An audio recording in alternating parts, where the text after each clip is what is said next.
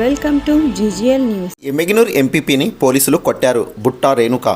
కర్నూలు జిల్లా ఎమ్మిగనూరులోని నిన్నటి రోజు శ్రీ నీలకంఠేశ్వర స్వామి రథమహోత్సవం సందర్భంగా ఎంపీపీ కేశన్నను పోలీసులు కొట్టారని ఎమ్మిగనూరు నియోజకవర్గపు వైసీపీ ఇన్ఛార్జ్ బుట్టా రేణుక ఆరోపించారు. పోలీసులు అత్యుత్సాహంతో ఆయనను అవమానించారని అన్నారు. ఈ ఘటన తనకు ఎంతో బాధ కలిగించిందని ఆమె తెలిపారు. ప్రజలు ఎన్నుకున్న ప్రజాప్రతినిధిని పోలీసులు అవమానించడం తగదని ఆమె హెచ్చరించారు.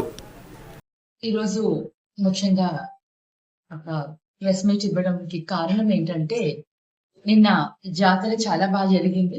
అందరూ ఎంతో సంతోషంగా, ఎంతో ఆనందంగా జాతరలో పార్టిసిపేట్ చేశారు.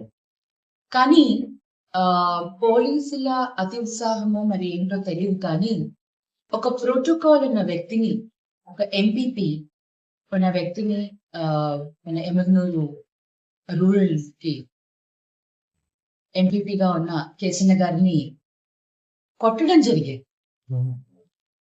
అది చాలా దారుణం. అంటే అర్థం చేసుకోవచ్చు, జనం ఎక్కువ వచ్చినప్పుడు వాళ్ళు పుష్ చేసుకొని తోసేసుకొని దాంట్లో వాళ్ళు కూడా ప్రశ్న కలిగారా ఎంత తెలియదు.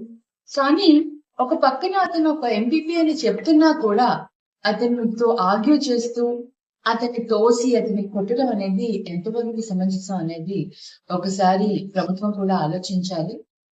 Specially he is not a common man. Public తోటి ఎలెక్టెడ్ అయిన ఒక రిప్రజెంటేటివ్, ఆయన ఒక ఎంపీపీ, ఒక అలాంటి వ్యక్తిని ఇలా చేయడం చాలా దారుణం. సో ఇది మేము తీవ్రంగా ఖండిస్తున్నాము.